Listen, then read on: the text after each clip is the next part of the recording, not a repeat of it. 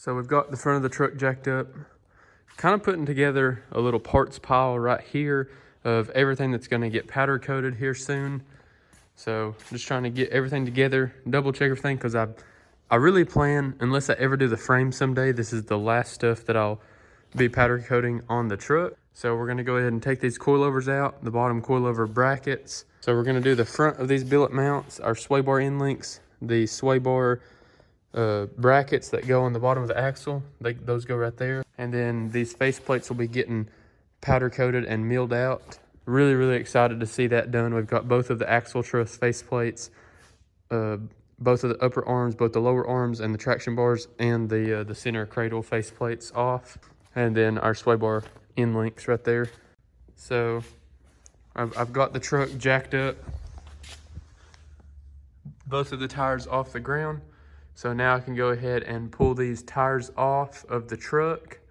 And then I've got my Sunex HD jack stands. Those will be linked in the description box down below if you want to pick up a set of those. So now I can take both of the wheels off, let the truck down onto these jack stands, and then lower the axle all the way down until the coilover is to where it's not compressed any at all. Then I can take off this bottom coilover bolt, take off that bottom coilover mount, go ahead and put it over there in the pile. After we get the bottom coilover conversion brackets off, then we're gonna go ahead and take the coilovers apart, leave them mounted into the buckets, just so then there's no side-to-side play. Over here where there's a little bit more light so you can see that. So they are, of course, mounted top and bottom with bolts. So I'm gonna take out the bottom bolt and take off that, so then this will be free, but it will still be mounted up top. And that's gonna keep us from being able to turn and twist that. So then I'm going to take my spanner wrench tool. So right here is the coilover spanner wrench tool right there, and that just slips into that hole. I don't know if you can see that, but it just goes right in there, and then you put your 1/2" drive socket or a ratchet right on there, and then you can loosen or compress those coilovers to crank them up or crank them down. So pretty cool tool right here. Shout out to a local buddy of mine, Coilover. He actually, I put some coilovers on his truck, and he gave me the spanner wrench that came with his coilovers because they actually worked on mine as well. So huge shout out to Coilover. Thank you for that. So let's go ahead and take these wheels off, lower the truck down onto the jack stands, lower the axle down until the coilovers are completely uncompressed and not under any load whatsoever of the axle. And then we will take off those bottom brackets and take apart these coilovers. So I'll walk you through that as well.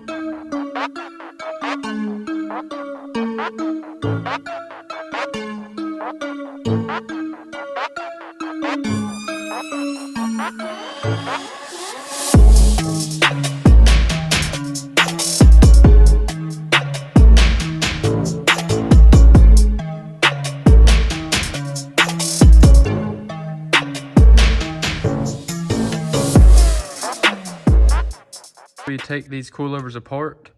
I just want to mark how much thread is right here, and that is pretty much exactly 2.5 inches. So whenever I put these back together, I'll just thread these down to 2.5 inches, and this truck will be at the same exact ride height as it used to be. So first thing you want to do is take out this Allen head Allen key set screw. So once you've got that Allen head screw out, just go ahead and set it to the side with the Allen key, and then we're going to come in with our coilover tool. So we've got our 1/2" drive socket, and it literally just clips in there. It's got a little TIG welded rod that just goes directly into a hole on the coilover, and you pull that, and as you can see, it was rotating the coil spring. Sorry, this is really hard to do one-handed, but you get the idea. So I'm literally just going to loosen this up just like this,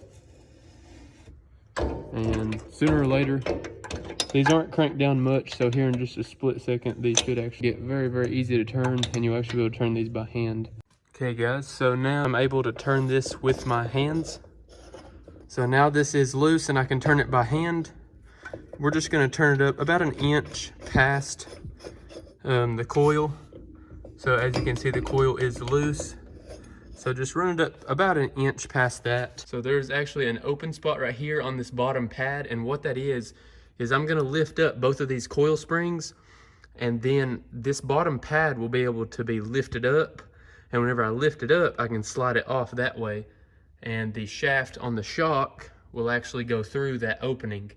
So you'll see that as I do that. So all we're gonna do is just lift up on both of these, pull that bottom cup out, as you can see. Gonna go ahead and set that to the side, and then I can just aim this coilover right out like this, and both of these coil springs will come straight out, and set those down on the ground. Just like that. So now we've got both of our coil springs. Got your insulator cup that goes in between your top and bottom spring. You've got a stiffer spring on the bottom, and you've got a softer spring on the top. One of them is also longer than the other, so the longer spring goes on the bottom, longer one goes on the top. And let me kind of show you this while it's off the truck. So it's got a recessed area right here, and what that's going to do is sit right there. So this literally slides on there and drops down into there and sits perfectly flush and on there. So that kind of shows you how it's designed as well. Then you've got your reservoir. Our coilover, I'm not even going to remove it. I'm just going to leave it right there because we've got the springs on there. So there's no sense in taking the coilover actually out of the truck. Then you've got your bottom coilover bolt with the misalignment spacers. So I'm going to go ahead and put that back through the bottom of the shock. And now I'm going to go do the other side off camera. And that's going to be pretty much it. So really, after all of this stuff gets powder coated, the only thing that we have to do is index our transfer case, and that has a big cross member that will get powder coated. And then our front drive shaft will be silver to match the rear. So yeah, the cross member right there for the transfer case index, which is this cross member right there, that will get powder coated the red color as well. It's a PMF indexing kit. Go ahead and take these two springs. So I went ahead and took those two springs and added them to the pile of parts that are going to head out to our sponsor, Single Shot Powder Coating in Somerset, Kentucky. Go give them a follow on Instagram. If you need anything powder coated, you can ship them parts and he can powder it and ship it out to you. If you're in or around London, Kentucky, Science Hill, Kentucky, Somerset, Kentucky, Stanford, Kentucky, that is going to be your best bet, especially if you're local. Definitely take advantage of having all of your stuff done at Single Shot Powder Coat, and you can mention me for a discount. Be taking off the bottom bracket. I'm going to go ahead and leave. Let me take that off so that don't fall. Set that down. So got your 7/8 on an extension.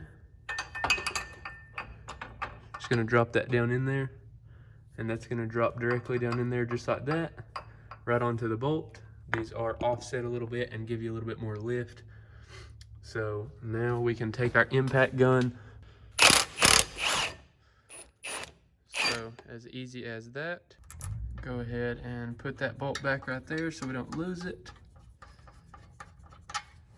And I'm going to go ahead and take this bolt for the bottom of the coilover and the misalignment spacers and put it back through the coilover as well so that doesn't get kicked around. And then here is one of our coilover mounts. I just spray painted this black right before rod runs. So probably sand that or hit it with some paint remover and get that ready for Brad. Or they may get sandblasted with the coil springs because those are powder coated, so those will have to be sandblasted. Go ahead and put that bolt back on there. Got the bolt down in here. And that is one side complete, guys. Anyway, so I'm gonna go ahead and do the same exact thing to the other side. And then that should be all of the parts that we're gonna have powder coated by Brad this time around.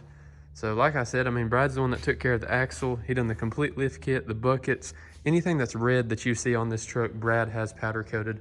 And I'll be honest, I've literally drove this truck in the rain. I've drove it in the mud. I've drove it literally everywhere. I've washed it probably 8 or 9 times already since I've powder coated everything. And everything is holding up flawlessly. There's no chipping, there's no nothing. Everything is just absolutely perfect. But I'm gonna go ahead and get the other side knocked out, and then So we've got everything laid out here that's gonna be getting some fresh powder coat. The coil springs are the only thing that's gonna need sandblasted. Everything else is sandable with the DA. So that is gonna look so crazy.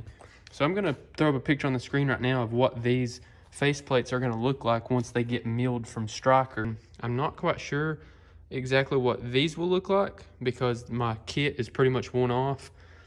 So that cradle right there, I think has only been on a couple trucks, like maybe I'm including mine, maybe 2 or 3 trucks that exact cradle has been on, because it's not the mega cradle and it's not their mini cradle.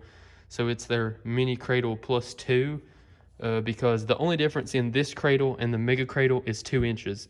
So those holes right there are 2 inches lower, which drops everything 2 inches and allows you to, you know, be around 2 or 3 inches taller and still have the same geometry.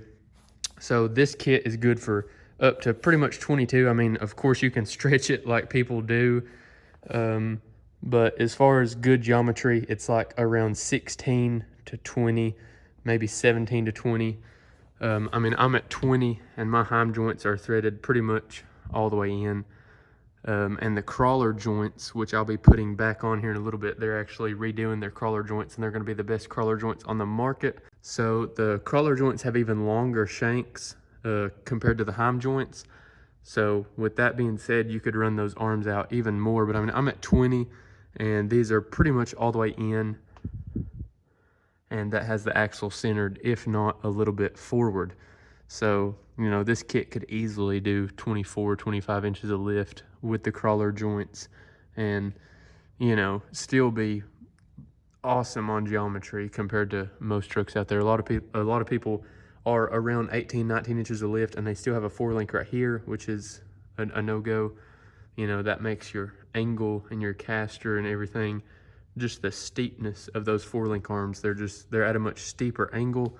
And that's, you know, just, I mean, does it work? Apparently, because I've seen trucks do it. How safe it is, I don't know.